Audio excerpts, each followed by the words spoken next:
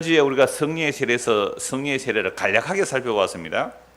세례 요한이 증거한 것은 자신은 물로 세례를 주지만 자기 뒤에 오시는 분은 무엇으로 세례 준다 그랬어요? 성령으로 세례를 주신다. 그래서 평행 본문을 보면요, 세례 요한도 누가 성령으로 세례 주실 분인지 몰랐지만 자기에게 물로 세례를 주라 하신 그 하나님께서 네가 물로 세례를 주고 있을 때에 누구에게든지 성령이 임하게 되면 그분이 장차 성령으로 세례 줄 분임을 증거하라 그랬습니다.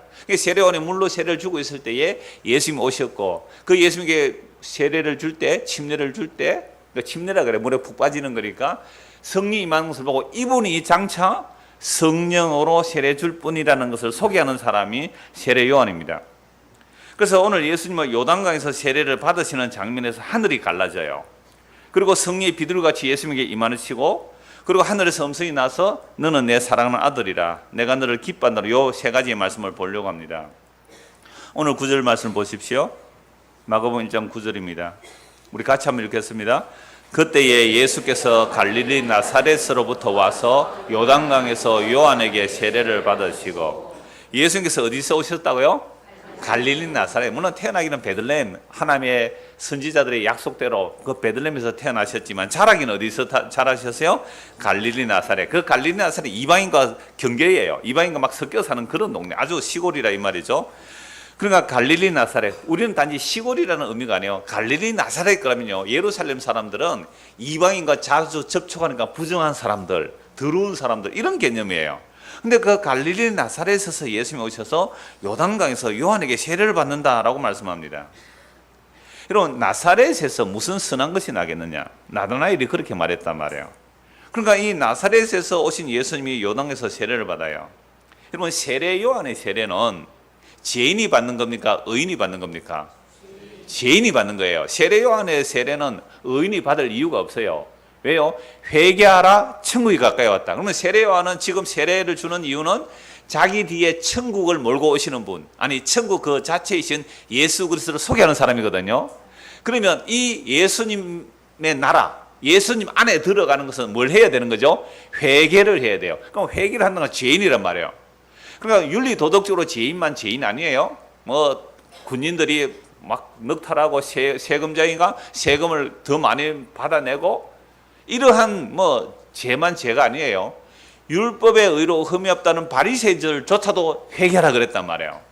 너희가 지금 너희 의를 가지고 하나님 나라 들어간다, 꿈에도 생각하지 말라. 하나님은 이 돌들로도 아브라함의 자손 만들 수 있다. 회개라, 천국이 가까이 왔다. 이 세례 요한의 세례는요, 죄인들이 받아야 되는 자리거든요. 그런데 정말 죄를 알지도 못하신 분, 성령으로 잉태되신 분, 죄가 하나도 없으신 예수님이 왜 죄인들이 받는 이 세례를 받아야 되느냐 이 말입니다. 그러면 예수님께서 죄인들이 받는 세례를 받지 않아도 되는 유일한 분이에요. 그런데 예수님은 성령으로 잉태되셨고 죄를 알지도 못하시는 분을 왜 세례를 받으셔야 하는 겁니까? 이런 분이 왜 죄인들이 받는 물 세례를 받아야 합니까? 제가 지난주 그 앞주 3주 연속 물속이라는 것, 그 요한의 세례가 뭔지를 좀 말씀을 드렸습니다. 여러분, 우리가 살아가는 이 세상을 어른들이 한 번씩 이런 말을 해요. 고해 같다. 들어보셨어요? 성민이 한번 들어봤나? 고해 같다. 괴로운 바다와 같다요. 이 세상 자체가 뭐라고요? 고해와 같다. 안 들어보셨어요? 여러분 진짜 편안하게 사시는가 봐요. 편안하게 아무런 고난이 없어요. 오늘 뭐 엄마가 그물이 세니 그렇게 했잖아요. 괴로운 세상, 고해 같다. 그러니까 세상 자체를 바다 같다 그래요. 괴롭다. 근데 만약 이 세상을 여러분들이 사는데 하나도 안 괴로운 사람이 있으면 둘 중에 하나예요. 이미 완전히 하늘에 속해 있는 사람이든지 아니면 물속에서 죽어 있는 사람이든지. 바다라는 것은 성경에서 바다라는 것은 혼돈, 무질서, 꼬불꼬불한 리워야다, 예? 뱀, 용, 이런 것들이 갇혀있는 세상을 바다라 그래요.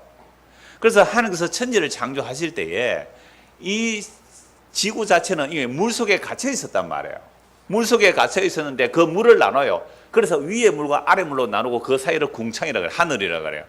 그러면 아래 물속에는 물과 물을 나눠도 여전히 밑에는 물속에 갇혀 있었단 말이에요. 물 속에 갇혀 있어요. 그러니까 물과 육지를 분리시키는 거죠. 그래서 육지를 땅이라 그러고 물을 바다라 그래요.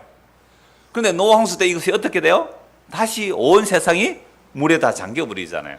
그러니까 노아 홍수 때 물에 잠기는 이유는 이 천지 만물이 하나님의 말씀으로 지어졌고 원래 이 땅도 물 속에 있었다는 말씀을 일부러 잊어버린 거죠. 그러니까 노아 시대 때 물로 홍수로 심판하는 것은 하나님의 말씀으로 이 세상이 된 것을 잊어버리려고 세상에 멸망은 없다, 물에 홍수는 없다 이러는 자들을 심판하는 것이 노아 홍수였어요. 그러니까 물 속에서 구원받는 길은 뭐예요? 노아 홍수 때에 그 물 속에서 구원받는 유일한 길이 뭐예요? 방주를 타는 거잖아요. 방주를 예배하고 방주를 타는 거예요. 그 방주는 누구예요? 예수 그리스도예요. 사람들은 그 교회라 그래요. 물론 성경적 의미의 교회는 맞아요. 예수 그리스도의 몸된 교회는 맞아요. 그런데 우리가 생각하는 오늘날 우리가 생각하는 그런 교회는 그럼 교회 오면 다 구원받아요? 그런 얘기 아니잖아요. 그러니까 방주는 뭐예요? 예수 그리스도예요. 그러면 오늘 저와 여러분이 어디에 내가 빠져 있다는 생각을 해야 배를 탈까요? 물속에 빠져 있다는 생각을 해야 배를 탈 거 아닙니까? 그런데 우리는 물속에서 편안하게 살아요. 그래서 제가 아까 질문에 여러분들 가운데 고해를 겪는 사람이 아무도 없는 것 같아요. 여러분 사는 게 고해입니다. 예, 정말 그래요. 이러는 사람이 없어요. 이러면 설교가 안 돼요. 이러면.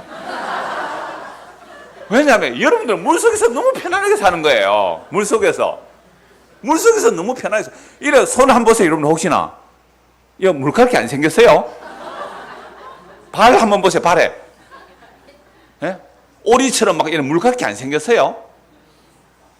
옛날에 영화에 그런 영화가 있었어요. 완전히 바다가 물에 다 잠겨서 육지는 쫙 구석에 조그마한 거 하나 있고 온 사람들이 막 배 타고 다녀야 되고 수상 오토바이 타고 다녀야 되고 이래야 되니까 하도 적응하다 보니까 뭐 아가미가 생기고 여기에 겨드랑이 밑에 아가미가 생기고요. 손에 뭐가 생겨요? 그때 그 주인공 이름이 뭐였어요? 그 영화 워터월드 케빈 코스터너 그 멋쟁이가 물갈퀴 생기고 이런단 말이에요. 워터월드 물의 세상이잖아요. 그러니까 여러분 노아 홍수 때에 방주에 안 탄 동물이 뭐예요?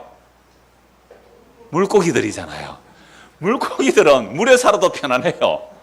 그럼 오늘 우리가 이 세상 바다 저주받은 바다 이 세상 자체가 물속에 있는데 물속에서 여러분들이 편안하다고 생각하신다면 이건 뭐예요? 물고기들이에요.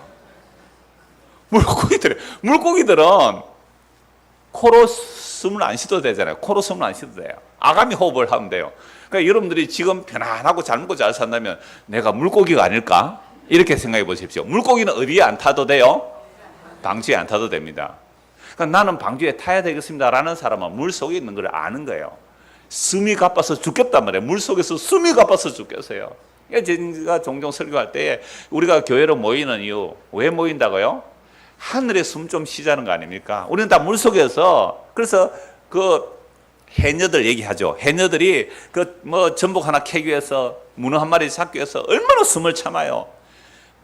해녀들 훈련 많이 된 사람들은요 3분에서 5분까지도 숨을 참아요. 우리는 보통 한 1, 2분이에요. 한 5분 정도 숨을 참으면서 문어를 잡고 전복을 캐거든요.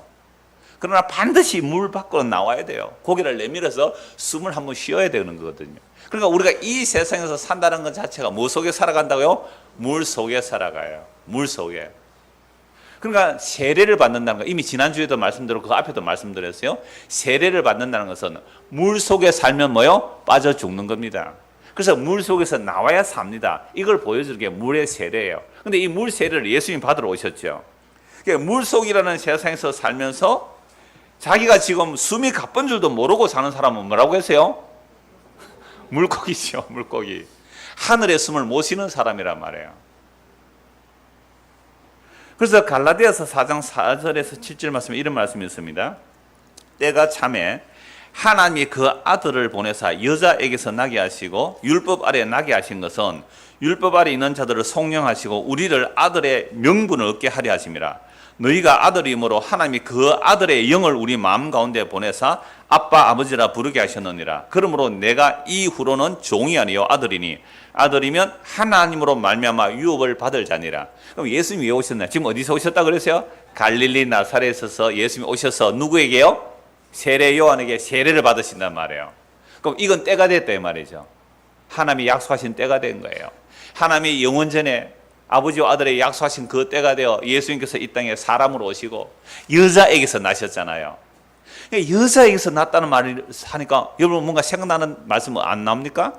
창세기 3장 15절에 여자의 후손이 뱀의 후손의 머리를 상하게 할 것이고 뱀의 후손은 여자의 후손의 발꿈치를 상하게. 그거 십자가 사건이에요. 그래서 예수님은 십자가로 누구를 밟아버려요? 마귀를 밟아버리는 거죠. 그러면 예수님이 누구의 후손을 오셔야 돼요? 여자의 후손을. 왜 남자의 씨는 아니다 말이야. 아담의 타락한 씨가 아닌 성령으로 여자에게서 잉태돼서 여자에게서 나시고 또 어디 아래 오셨다고요? 율법 아래 오셨어요. 그러니까 죄 아래 온다는 말은 율법 아래 오신 거예요. 율법은 사람으로 하여금 뭐를 알게 하는 거죠? 죄를 알게. 그러면 율법의 제정자가, 예수님은 율법의 제정자입니다. 모세를 지으신 분이고 모세를 보내신 분이에요.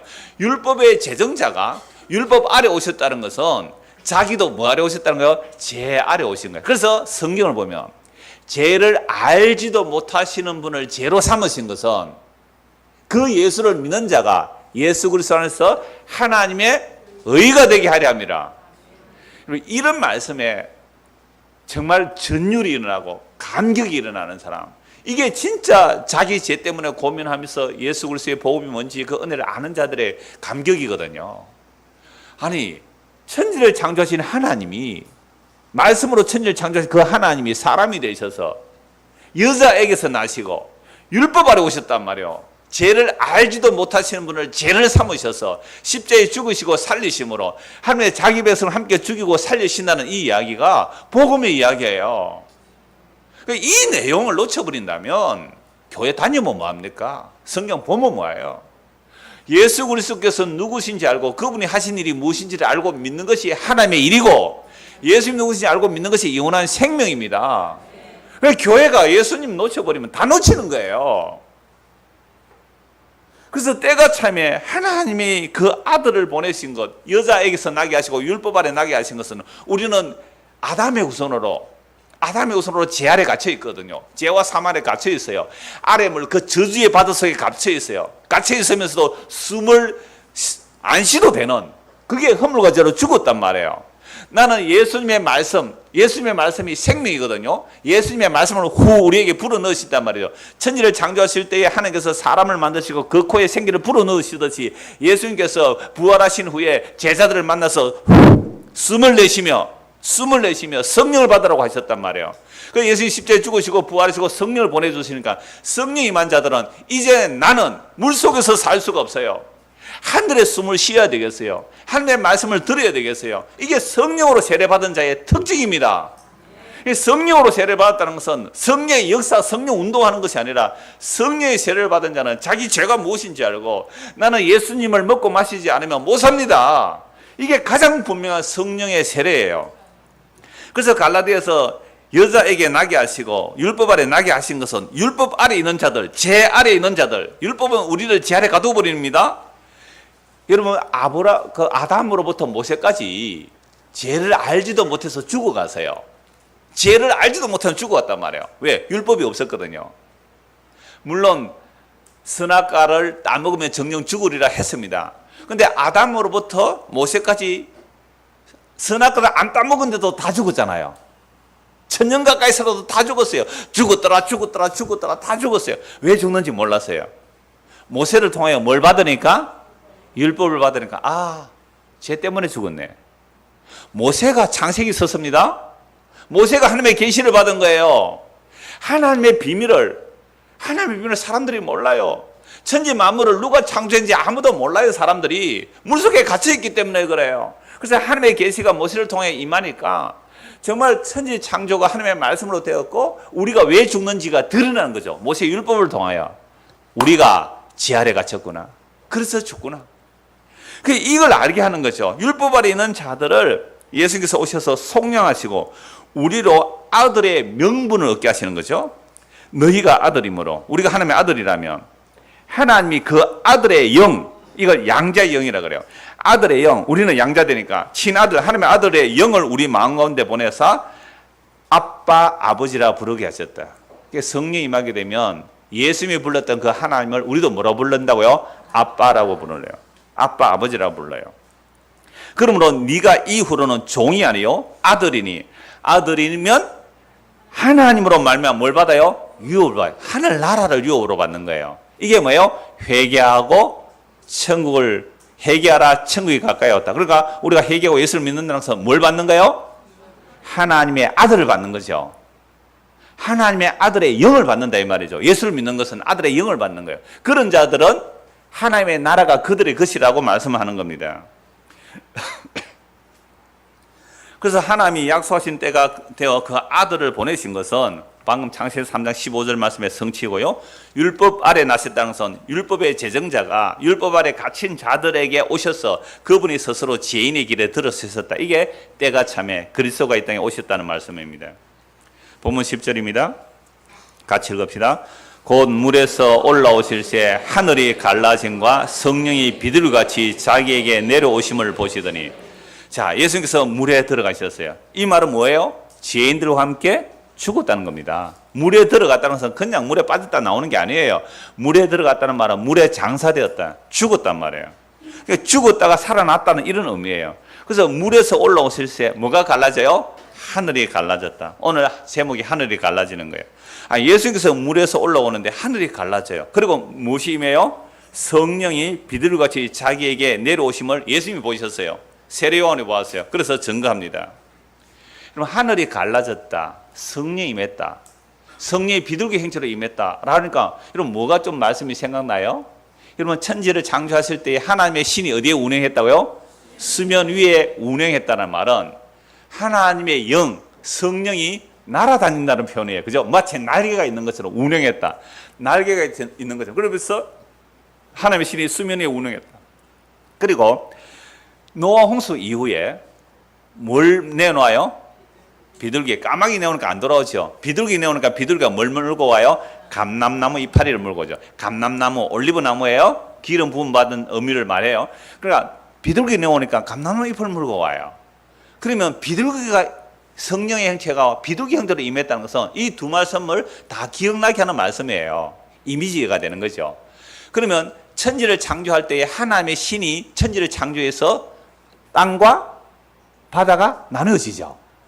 지금 노홍수 때에 물속에 심판받고 물 위로 올라오는 이야기, 그건 지난주에도 말씀드렸잖아요. 그 앞주에도 말씀드렸고. 그런데 예수님께서 물속에 들어가셨다가 나오시는데 무슨 일이 두 가지 일어나요? 하늘이 갈라지고 성령이 임했다. 그러면 노아 홍수로 새로운 세상이 열리잖아요. 그죠? 노아 홍수로 천지 창조로 창조가 되듯이 노아 홍수 때에 새로운 세계가 열리는 거, 그게 비둘기가 감람나무 물고 오는 거잖아요. 그럼 예수 그리스도께서 지금 새로운 하늘과 새로운 땅을 열어 제치는 일이 뭐예요? 물에서 세례받고 올라오시는 사건이에요. 그러니까 하늘이 갈라지고, 여러분 하늘이 갈라졌다니 뭐 하늘이 쭉 찢어졌을까요? 그런 의미예요.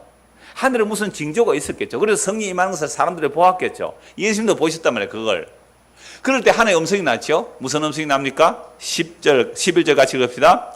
하늘로부터 소리 나기를 너는 내 사랑하는 아들이라 내가 너를 기뻐하노라. 그럼 오늘은 예수님께서 물에서 세례받아서 올라오시는 것은 이미 2주 동안 말씀드렸어요. 물에 빠졌다가 올라오는 게 무엇인지를.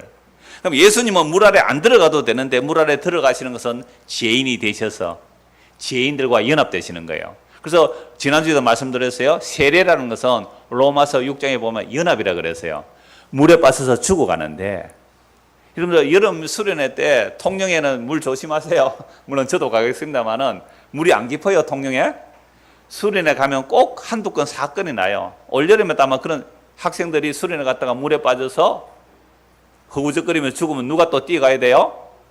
또 목사님이나 전사님 뛰어가가지고 아이를 건져내고 자기는 죽었다, 이런 얘기가 종종 나와요. 1년에 한두 건이 나오더라고요. 그리고 자기가 안 들어가면 안 죽을 텐데 왜 물에 뛰어 들어가요? 여러분을 사랑해서 뛰어가서 건져내고 자기는 죽는 거예요. 예수님이 물속에 오셨다는 말은 우리와 함께 죽는 거예요. 근데 예수님이 죽으시고 부활하시고 성령을 보내시는 이 일을, 하늘에 올라가시는 일은 예수님 홀로 하시는 것이 아니라 제 아래 있는 우리를 함께 안고 자기의 생명을 주시는 거예요. 이게 십자가예요. 자신의 살과 피를 주셔서 우리에게 자기를 나눠주시고 우리를 짊어지셔서 함께 부활하고 함께 하늘에 앉히는 이야기예요. 이게 물로 세례를 받으시는 것이고 성령의 세례를 베푸시는 이야기들이죠. 자, 그래서 하늘이 열렸다라는 말은 하늘이 찢어졌다는 말인데요. 그렇다면 그동안 하늘은 어떻게 돼 있었어요? 하늘이 열렸다는 그동안 뭐예요? 닫혀 있었던 거 아니에요. 하늘이 닫혀, 예수님대로 하늘이 열렸어요. 그러면 닫혔다, 하늘이 닫혔다는 개념이 뭘까요? 저 하늘이 뭐 큰 축구장 같은 데 보면 이 돔 구장이 있어요. 또 어떻게 천정이 어떻게 해요? 열리고 닫히고, 비 오면 어떻게 해요? 천정을 닫고, 비 안 오면 열고. 야구장이라든지 축구장, 어마어마하게 비싼 야구장, 축구장 그런 데가 있어요. 천정이 닫히고 열리고. 집도 그렇게 짓는다도 저 옥상층에는 어떻게 해요? 커튼이 열리고 닫히고. 차도 그런 거 있잖아요. 차도 스위치 누르면 어떻게 뚜껑이 확 열리고 닫히고. 제 차도 그래요. 열려요. 하늘이 보여요. 그래 애가 가다가 아빠 하늘 보자 그러면 스위치 콕 누르면 어떻게 해요? 커튼이 싹 제껴지고 뭐가 보여요? 하늘이 보이잖아요. 그러니까 우리가 모든 삶의 상황에서 성경을 적용하면 됩니다. 그러면 하늘이 닫혀 있었다 이 말이죠. 열렸다는 말은. 그렇죠? 그러면 하늘이 닫혔다는 뜻은 또 뭘까요? 하늘이 닫혔다는 게 뭘까요? 신명기 말씀에 보면 이스라엘 백성들이 하나님의 말씀을 배반하면 하늘이 노시 된다 그랬어요. 땅이 철이 된대요. 하늘이 노시 된다는 개념이 뭐예요? 비가 안 온다. 그러니까 하나님의 말씀을 반역하면 하늘이 노시되고 하늘이 닫혀버려요. 비가 안 와요. 엘리야 시대 때는 3년 6개월 비가 안 와요. 하늘이 닫혀버려요. 엘리사 시대는 7년 동안 비가 안 와요. 비가 안 오면 땅에 철이 되는 거죠. 그러면 비가 안 오는 것을 보고 이스라엘 백성은 뭘 깨달아야 돼요? 열왕기상 8장 5절에 솔로몬도 그렇게 기도해요. 우리가 범죄하여 하늘이 닫혀서 비가 안 오면 그 중에 한 사람이라도 죄를 깨닫고 이 성전을 향하여 기도하면 하늘에 계신 하나님께서 들으시고 비를 주십시오. 비 안 오는 사건도 하나님의 말씀을 배반했기 때문에 그래요. 그럼 이스라엘 백성들이 하나님의 말씀을 잘 순종했어요? 불순종했어요? 그러니까 지금 하늘이 뭐가 되어 있는 거예요? 닫혀 있는 거예요. 하나님의 계시가 없는 거예요. 하나님의 말씀이 없는 게 이게 하늘이 닫힌 겁니다. 수요일 저녁에 말씀드렸잖아요. 묵시가 없으면 백성들이 방자하게 논다고요. 방자하다는 말은 지 마음대로 놀아요. 하나님의 말씀이 우리에게 임하지 않으면 그 사람은 지금 하늘이 닫혀 있는 거예요. 그럼 여러분들, 저와 여러분들의 삶의 상황에서 지금 나는 말씀의 지시를 받고 사는 것이 아니라 나는 내 마음대로 산다 라고 한다면 이건 뭐 어떤 사람이에요? 하늘이 닫혀 있는 거예요. 하늘이 닫혀 있는 거죠. 그러니까 구약의 말라기 선지자, 구약의 마지막 선지 말라기인데 말라기로부터 예수님까지 세례요한까지 무려 400년이에요. 400년 동안 뭐가 닫혀 있었어요? 하늘이 닫혀 있었어요. 하늘이 닫혀 있었는데 이 하늘을 스스로 뚫고 가려고 한 자들이 있어요. 닫힌 하늘을 스스로 뚫고 들어가려고 한 자들 누구예요? 바리새인과 서기관들. 아니 닫힌 하늘을 무슨 수로 자기가 열고 들어가요? 닫힌 하늘을 스스로 뚫고 들어가는 게 바리새인과 서기관들. 이들을 예수님 뭐라고 말씀하세요? 이 독사의 새끼들아. 이 독사의 새끼들아. 얼마나 무서운 말씀이에요. 하늘이 닫혀 있는데 하늘을 스스로 인간이 열 수 없잖아요. 그런데 지가 하늘을 열고 수 있다고, 자기가 하늘을 들어갈 수 있다고 그들을 향해 예수님이 저주하셨어요. 하늘은 사람이 열고 닫을 수가 없는 겁니다. 하나님의 계시를 사람이 밀고 당기고 할 수가 없는 거예요. 그래서 구약에서 하늘이 열린다는 개념이 뭔지를 이사야 성경을 보면 잘 나와 있어요. 이사야 63장을 한번 보겠습니다. 구약 요거는 찾으십시다. 이사야 63장. 자, 우리 중고등학생들도 성경 찾으십시오. 구약 성경 이사야 63장 15절.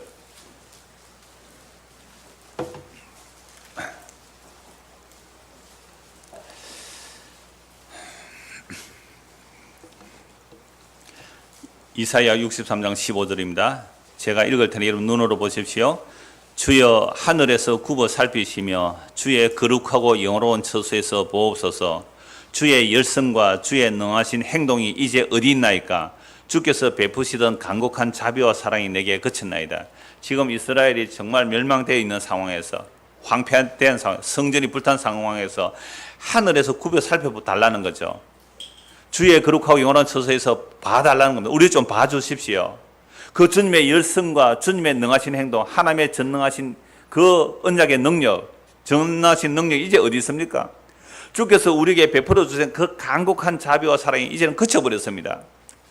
주는 우리 아버지입니다. 주는 우리 아버지입니다. 그럼 아까 성령 임하면 하나님을 어떻게 불러요? 아빠 아버지라 부르잖아요. 지금 나라가 망했어요. 주는 우리 아버지입니다. 아브라함은 우리를 모르고 이스라엘은 우리를 인정하지 아니할지라도 여호와여 주는 우리 아버지입니다. 옛날부터 주의 이름을 우리의 구속자로 하셨거늘 아브라함이 나 너 모른다 할지라도 쫓겨났다는 의미거든요. 이스라엘 우리를 모른다 할지 그래도 주님 우리 아버지입니다. 주님이 우리의 구속자님 하셨거늘 여호와여 어찌하여 우리로 주의 길에서 떠나게 하시며 우리의 마음을 완고하게 하사 주를 경외하지 않게 하시나이까.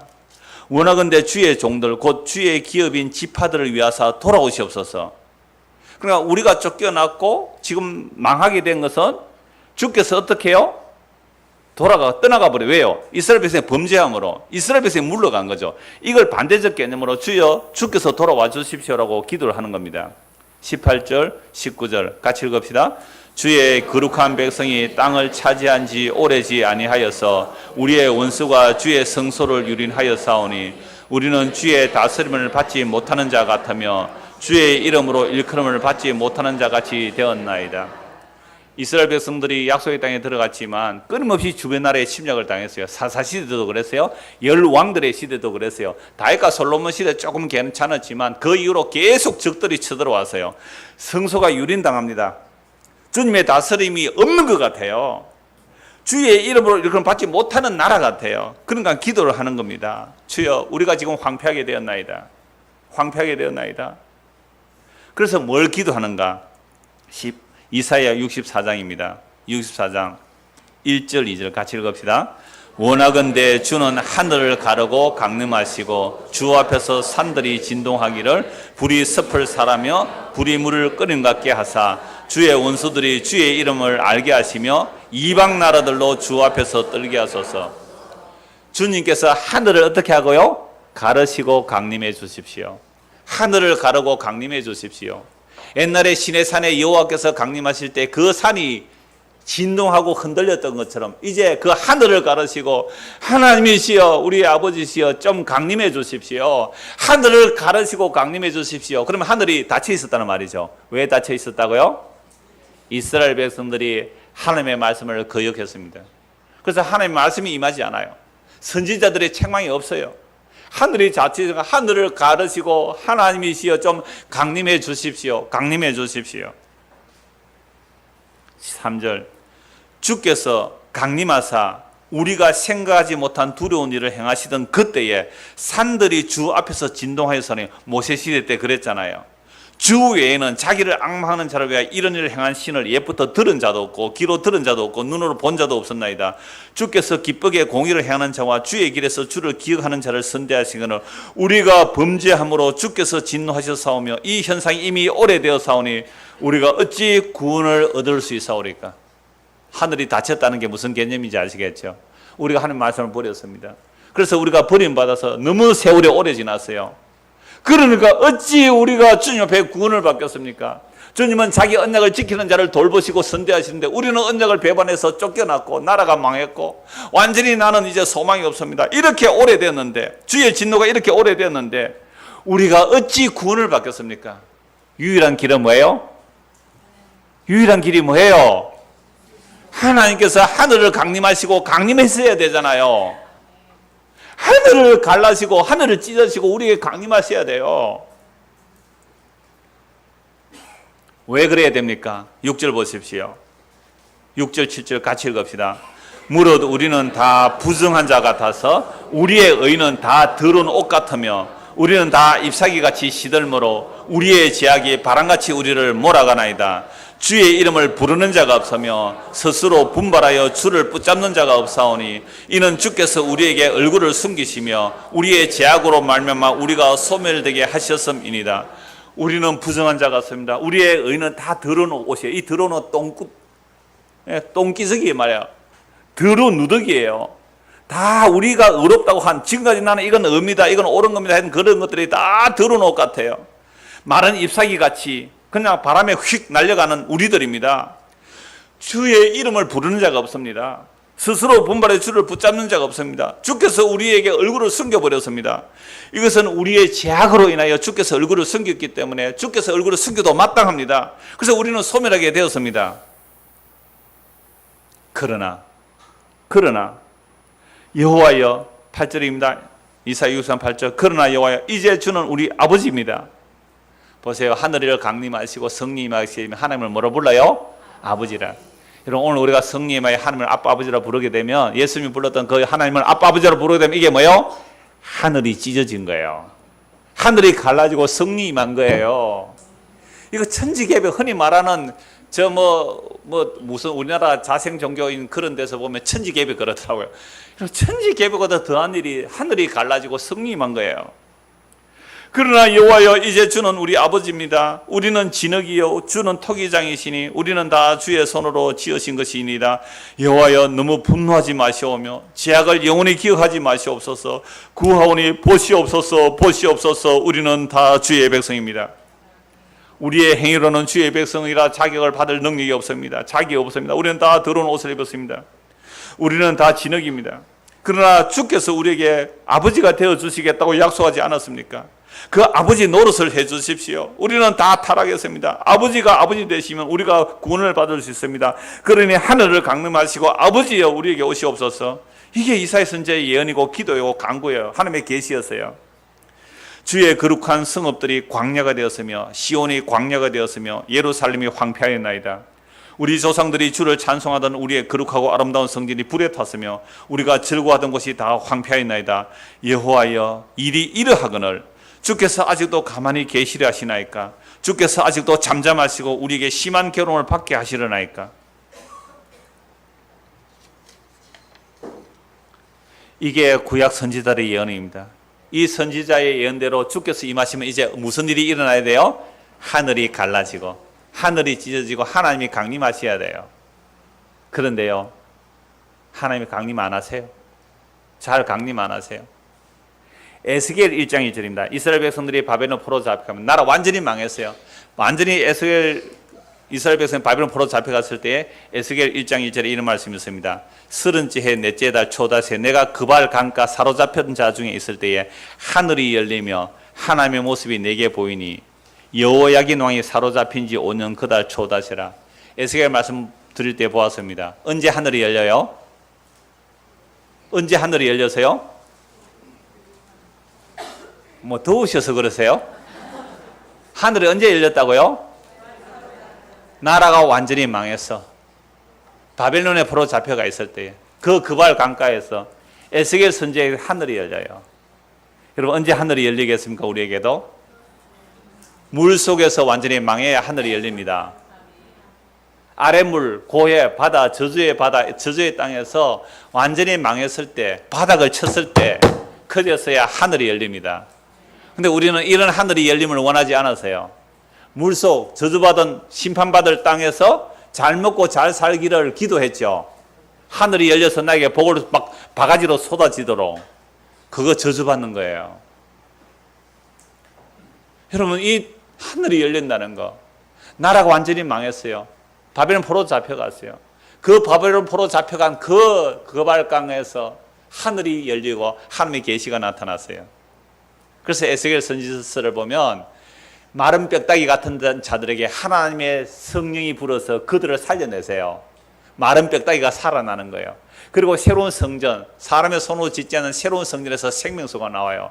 이게 이미 지난주에 보았던 물로 씻으시고 하나님의 새 영을 부어주신다는 새 언약의 내용입니다. 언제 하늘이 열린다고요? 나라가 완전히 망해서 바벨론 포로 잡혀갔을 때 새로운 언약을 봐요. 주님께서 우리에게 새로운 약속을 주시구나. 마른 뼈다귀를 살게 하시고 죽은 자를 살려내시고 그래서 하나님의 영을 우리에게 부어주시구나. 이게 성전을 통하여 예수를 통하여 우리에게 주실 생명을 에스겔 선지자가 본 거예요. 오늘 본문 11절 보십시오. 누가복음 1장 11절입니다. 같이 읽읍시다. 하늘로부터 소리가 나기를 너는 내 사랑하는 아들이라 내가 너를 기뻐하노라. 자, 예수님께서 물에서 세를 받으시고 올라오십니다. 하늘에서 무슨 소리가 나요? 하늘에서 소리가 나죠. 너는 누구죠? 예수님. 내 사랑하는 아들이라. 내가 너를 기뻐하노라. 여러분, 하나님께서 예수님을 기뻐하시는 이유, 자기를 비워 종의 모습으로 제 아래 오셔서 죄인들이 죽는 죽음을 죽으시고 살아나실 때에 하나님께서 자기 백성을 구원하시기 위해서 예수님에게 주신 그들을 함께 안고 함께 살아오시는 장면을 지금 시각적으로 보여주는 거예요. 물속에 갔다가 올라오시는 것은 눈으로 보여주면서 이건 모형이고 모델이고 진짜 세례가 뭔지를 보여주는 모델이에요. 다시요. 예수님은 물 아래 내려갔다가 올라오는 것은 물속에 있는 죄 아래 있는 우리를 구원하시기 위해서 예수님이 함께 죽으시고 함께 살아나시는 것을 뭐로 보여준다? 그림자로 보여주는 거예요. 그럼 진짜 세례는 뭘까요? 진짜 세례는 십자가에 죽으심과 부활이에요. 그래서 예수님께서 물로 세례를 받으시고 올라오실 때 하늘이 갈라지는 것은 예수님이 홀로 받으시는 진짜 세례, 예수님 홀로 받으실 진짜 세례를 통해 진짜 하늘이 찢어지는 이야기를 여기서 보여주는 거예요. 그래서 예수님께서 물에 세례를 받으시고 올라오실 때 하늘에서 음성이 나기를 내가 나의 사랑하는 아들이라고 한 말씀은요, 이미 구약 이사야 42장 1절에 나오는 말씀이에요. 내가 붙드는 나의 종, 내 마음에 기뻐하는 자, 곧 내가 택한 사람을 보라. 내가 나의 영을 그에게 주었은즉 그가 이방의 정의를 베풀리라. 하나님이 붙드는 종, 하나님이 기뻐하는 자에게 성령을 부어주신다는 거죠. 이 예수님을 말하는 거예요. 그리고 시편 2편 7절 8절에 내가 여호와의 명령을 전하노라. 여호와께서 내게 이르시되 너는 내 아들이라. 오늘 내가 너를 낳았도다. 내게 구하라. 내가 이방 나라를 내 유업으로 주리니 내 소유가 땅끝까지 이르리로다. 놀라워요. 이사야 42장이나 시편 2편에 보면 하나님의 기뻐하는 종, 하나님의 기뻐하는 아들이 이방에게까지 복음을 전한대요. 이방에게까지. 그러니까 하늘이 열렸다는 것은요, 유대인들만이 아니라 이방인에게도 복음이 전거되는 것이 또 하늘이 열리는 겁니다. 자, 그래서 구약의 이런 내용들이 다 예수 그리스도로 인하여 성취가 되는 거예요. 그래서 예수님께서 갈릴리 나사렛에서 오셔서 요단강에 세례를 받으시고 올라오시는 순간 하늘이 열리고 성령이 임하고 하늘에서 음성이 들린 겁니다. 자, 그러면 예수님께서 이제 앞으로 자신이 성령으로 세례 주는 부림을 어떻게 펼쳐내는지 마가복음에서 다루고 있겠죠. 여러분, 마가복음 10장을 한번 보십시오. 마가복음 10장입니다. 38절. 같이 읽읍시다. 예수께서 이르시되 너희는 너희가 구하는 것을 알지 못하는도다. 내가 마시는 잔을 너희가 마실 수 있으며 내가 받는 세례를 너희가 받을 수 있느냐? 여러분, 예수님은 지금 예루살렘에 올라가시는 것은 십자가에 죽으시러 올라가는 거예요. 그런데 제자들은 뭐 하려고 올라가요? 예수님이 임금이 되면 높은 자리 차지하려고 가죠. 그래서 그때 세베대의 아들 야고보와 요한이 죽게 나와, 다른 부분에서는 야고보와 요한의 엄마까지 동원해요. 치맛바람이 일으키러 온 거죠. 예수님한테 로비하러 왔어요. 청탁하러 왔어요. 주여, 뭘 주십시오. 뭘 원하는데? 주님이 영광에 임하실 때에 그냥 임금이 되는 거죠. 세상 임금이 될 때 우리를 하나는 오른편 하나는 왼편에 앉게 해 주십시오. 이 말을 듣고 예수님의 제자들도 다른 제자들도 화가 났어요. 예수님을 따라가는데 이들은 뭐 하려고 따라가요? 높은 자리 차지하려고 따라가죠. 그러니까 우리가 평소에 기도한 내용들 뭘 기도했습니까? 높아지려고 기도했어요? 낮아지려고 기도했어요? 살려고 기도했어요? 죽으려고 기도했어요? 그러니까 예수님의 뜻을 몰랐던 거예요. 죽기 위해서 기도하셔야 되고 낮아지기 위해서 기도해야 됩니다. 이게 그리스도가 가신 길이에요. 그러나 우리는 기도하는데 기도할 줄도 모르는 거예요. 뭘 기도해야 될지를 몰라요. 왜 예수 믿고 따라하는지 몰라요. 너희가 너희 구하는 것을 알지 못한다. 너희들이 내가 마시는 잔을 마실 수 있겠니? 이 잔이 뭐예요? 십자가라는 고난의 잔이에요. 내가 받는 세례 받겠니? 예, 우리도 마실 수 있고 그 세례 받을 수 있습니다. 이걸 고진감대로 생각한 거예요. 고진감대로. 괴로움을 겪은 후에 나중에 단 것이 온다는 생각이죠.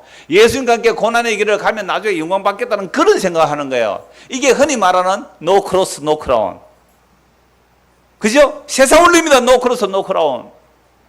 세상에서 고난 좀 받아서 나중에 영광을 얻겠다고요? 그거 자체가 거래하려고 덤벼드는 거예요. 예수님이 제대로 그렇게 간 거죠. 너희는 너희 구하는 것을 모른다. 내가 받는 세례, 내가 마시는 잔, 뭐예요? 십자가. 예수께서 이르시되 너희는 너희가 구하는 것을 알지 못하는도다. 내가 마시는 잔을 너희가 마실 수 있으며 내가 받는 세례를 너희가 받을 수 있느냐? 그들이 말하되 할 수 있습니다. 할 수 있습니다. 고진감래입니다. 대기만성입니다. 예수께서 이르시되 너희는 내가 마시는 잔을 마시면 내가 받는 세례를 받을. 좋다, 그렇게 받아봐라. 그러나 내 좌우편에 앉는 것은 내가 줄 것이 아니라 누구를 위하여 준비되었던지 그들이 얻을 것이라. 이 말 듣고 따라갈 마음이 생깁니까, 안 생깁니까? 고진감래를 하면 나에게 대가를 줘야 되는데 그거 누구한테 줄지 모른다. 정말 천국은 이런 거예요. 천국은 이런 거예요. 시기와 경쟁이 안 돼요. 자, 그래서 하나님 나라는 전혀 다른 나라라고 말씀하죠. 그래서 45절 보십시오. 인자가 온 것은 섬김을 받으려 함이 아니라 도리어 섬기려 하고 자기 목숨을 많은 사람의 대속물로 주려 함이라. 하늘이 찢어지는 사건이 무슨 사건과 연결되는가? 이게 수미상관이라 그래요. 시작과 끝이 딱 같아요. 예수님께서 물에서 세례를 받으실 때 뭐가 찢어져요? 하늘이 갈라진다. 하늘이 찢어진 거예요. 어디서 하늘이 진짜로 찢어질까요? 마가복음 15장입니다. 마가복음 15장. 이게 마가복음 전체 큰 스토리예요. 마가복음 15장 30절. 이 큰 골격을 세워놓고 중간에 살을 채워가면 되는 겁니다. 마가복음 15장 37절 보십시오. 37절에서 39절 시작. 예수께서 큰 소리를 지르시고 숨지시니라. 이에 성소 휘장이 위로부터 아래까지 찢어져 둘이 되니라. 예수를 향하여 섰던 백부장이 그렇게 숨지심을 보고 이르되 이 사람은 진실로 하나님의 아들이었도다 하더라.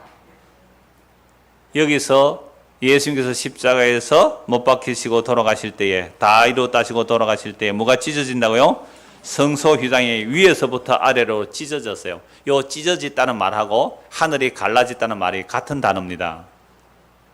그러니까 하늘이 찢어졌다 이 말은 뭐예요? 성소의 휘장이 찢어졌다. 이것은 또 무슨 말이에요? 예수님이 찢어지셨다. 하늘은 예수님이에요. 예수님이 찢어짐으로 십자가에서 예수님이 찢어짐으로 지아래 같은 우리가 하늘이신 예수 그리스도 안으로 들어갈 수 있는 길을 예수님이 여셨어요. 그리고 예수님이 길이세요. 우리 보고 여기 들어온나라고 하시는 게 아니에요. 그 길이신 예수님이 우리에게 찾아오셔서 우리를 붙들어 자기 안에 넣고 계세요. 이걸 하나님의 자기 약속을 하나님이 이루신다는 내용입니다.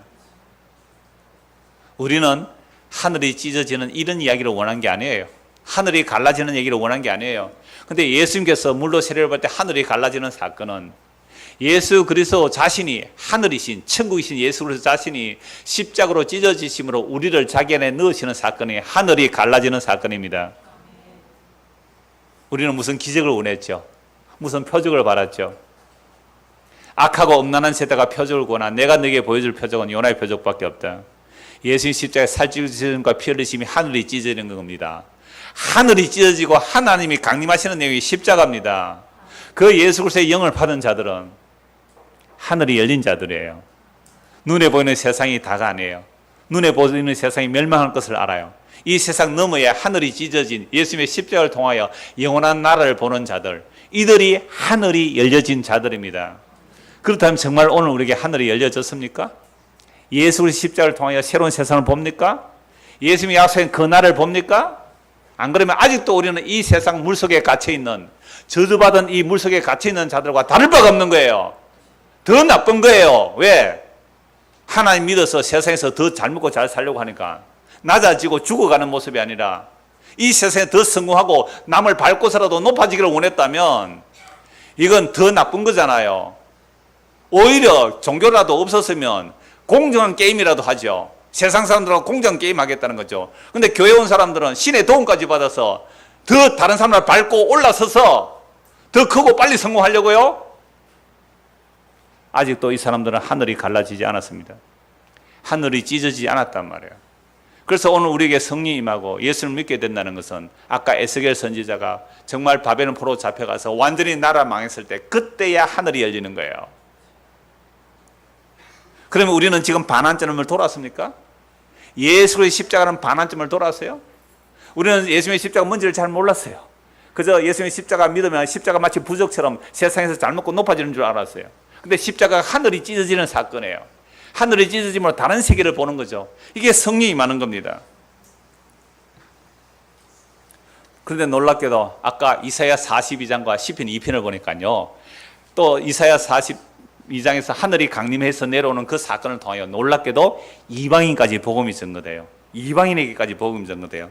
우리는 언제 예수님을 찾은 적이 있습니까? 예수님의 아버지를 찾은 적이 없어요.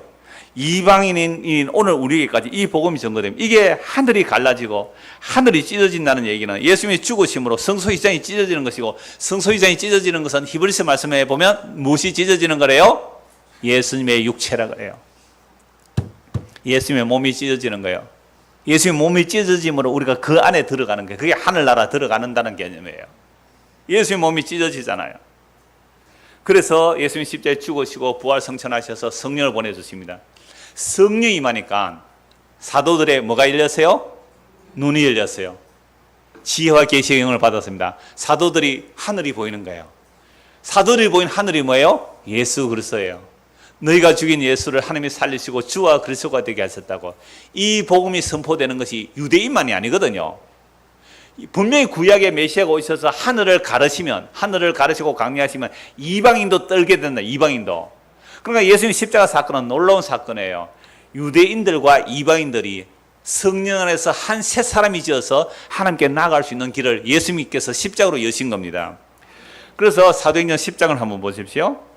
사도행전 10장입니다. 이제 성령 임해서 복음을 전하는 사도들의 모습 속에서 하늘이 열린 모습이 어떤 모습인가? 사도행전 10장입니다. 신천지는 우리나라에 14만 4천이 나온다 그러더라고요. 왜 우리나라만 14만 4천이 돼야 돼요? 사도행전 10장입니다. 그런데요, 유대인들은 성령이 임하고서도 복음의 경계를 예루살렘 밖으로 못 넘어갔습니다. 유대의 경계를 못 넘어갔단 말이에요. 사마리아에 안 갔어요. 그러니까 핍박으로 인하여 야고보의 순교, 스데바의 순교를 통하여 핍박이 일어나자 할 수 없이 사마리아로 가고 이방 나라로 흩어지죠. 복음을 안고 흩어집니다. 그러니까 이방 나라에 막 복음이 전거되죠. 그러니까 야고보 요한이 예루살렘에서 파송합니다. 이 사마리아도 무슨 말이에요?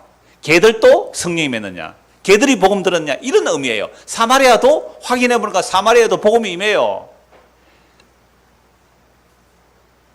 베드로가 이방인 고넬료 집안에 가는 장면입니다. 사도행전 10장에. 안 가요. 이방인 집에 왜 가요? 유대인이. 근데 하나님께서 계시를 보여줘요. 10장 11절 보십시오. 하늘이 열리며 한 그릇이 내려오는데 큰 보자기 갖고 네 기름에 땅에 들어오더라. 그 안에 땅에 있는 각종 네발 가진 짐승과 기는 것과 공중에 나는 것들이 있더라. 이 전부 부정한 음식이에요. 구약에서는 먹으면 안 되는 거예요. 부정한 음식들이 가득했어요. 또 소리가 있어 베드로야 일어나 잡아 먹으라 하늘. 베드로가 이르되 주여 그럴 수 없나이다. 속되고 깨끗하지 아니한 것을 내가 결코 먹지 아니하였나이다 한데, 또 두 번째 소리 있어되 하나님께서 깨끗하게 하신 것을 네가 속되다 하지 말라 하더라. 이런 일이 세 번 있은 후 그 그릇이 곧 하늘로 올려져 갔느냐. 이 환상을 보고 누가 옵니까? 고넬료가 보낸 사람이 오죠. 그래서 고넬료 집에 가요. 나는 원래 이방인 집에 안 가는데 하나님께서 나보고 가라 그랬다 해서 복음을 전하니까 누가 임해요? 성령이 임해요. 이러고 나니까 나중에 베드로와 바울이 유대인과 또 이방인 유대인 예수 믿는 사람이 막 싸움이 일어나죠. 할례를 받아야 되느냐, 율법 지켜야 되느냐. 이래서 사도행전 15장에 회의가 일어나요. 무슨 얘기를 합니까? 결론이 우리나 이방인이나 뭐요? 주 예수의 은혜로 구원받습니다. 이건 유대인들에게는요 혁명적인 사건이에요. 유대인은 있을 수 없는 일이었어요. 어떻게 이방인 걔하고 우리가 똑같이 구원받느냐. 이게 하늘이 열린 거거든요. 오늘 저와 여러분에게 진짜 하늘이 열렸나요? 정말로 하늘이 열렸다면 자기가 어떤 자인지를 알아요. 성령이 임했다는 것은 자기 죄가 무엇인지를 알아요. 자기 죄가 어떤지 알고 회개하고 예수를 믿게 됩니다. 이런 자들은요 어떤 죄인들을 보고도 포용하는 것이지 그 배척하는 게 아니에요. 나는 당신보다 더한 죄인입니다. 주 예수의 은혜로 구원받습니다. 나 같은 죄인도 용서하셨잖아요. 주 예수의 은혜로 구원받습니다. 이게 무슨 나라예요? 하늘나라예요. 이게 하늘이 열려진 거예요. 하늘이 찢어진 거란 말이에요. 오늘 말씀 정리합니다. 유대인이나 이방이나 주 예수의 은혜로 구원을 받는 이 복음이 예수님의 세례로 하늘을 가르신 일입니다. 물로 세례를 받는다는 것은 의인으로서 죄인과 연합되기 위하여 물로 세례를 받으시는 겁니다. 제 지난주에 말씀대로 로마서 6장에 세례가 뭐라 그래요? 연합이라고, 연합. 의인이 죄인과 연합되어 함께 죽고 함께 살아나신 것입니다. 그래서 의인이 죄인과 함께 연합되어 죽으시고 살아나심으로 죄인이 그리스도와 함께 죽고 살아나게 되는 것, 이걸 뭐라고요? 세례다. 이게 성령으로 세례예요.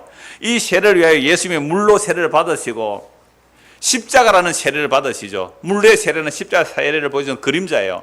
십자가 세례는 자기 백성들을 함께 끌어안고 죽는 거예요. 함께 살아나시는 거예요. 함께 하늘에 앉히신 겁니다. 이게 무슨 사건이에요? 하늘이 갈라지는 거예요. 하늘이 갈라지는 겁니다. 이렇게 된 자들은, 그래서 성령임한 자들은 말씀과 성령을 통하여 자기 죄를 알고 하나님의 아들 예수 그리스도를 주와 그리스도 믿음으로 영원한 생명을 얻습니다. 그러므로 예수님이 누구신지 알고 믿게 되는 것이 바로 하늘이 열린 겁니다. 오늘 우리에게도 지혜와 계시의 영을 주셔서 예수 그리스도로 인하여 하늘이 열려지는, 예수 그리스도의 살찌심과 피 흘리심이 하늘이 열리는 거란 말이죠. 그 안에 우리가 들어가는 것, 그리스도가 우리에게 오시는 것, 이게 하늘이 열려지는 일입니다. 이 일이 오늘 저와 여러분에게도 임하기를 소원합니다. 기도하겠습니다. 하나님 아버지, 우리는 아랫물 속에 죽은 줄도 알지 못하고 그저 세상에 없어질 것들을 찾기 위하여 주의 이름을 불렀습니다. 그러나 정말로 주님께서 이 물속에 오셔서 우리와 함께 죽으시고 우리와 함께 살리시고 우리를 함께 하늘에 앉히시고 성령을 보내주시니 비로소 내가 이 땅에 갇혀 있었던 자임을 알게 되었습니다.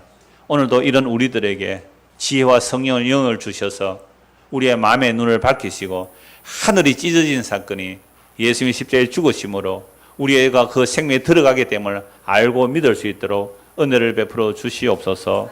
예수 그리스도 이름 받들어 기도드리옵나이다. 아멘.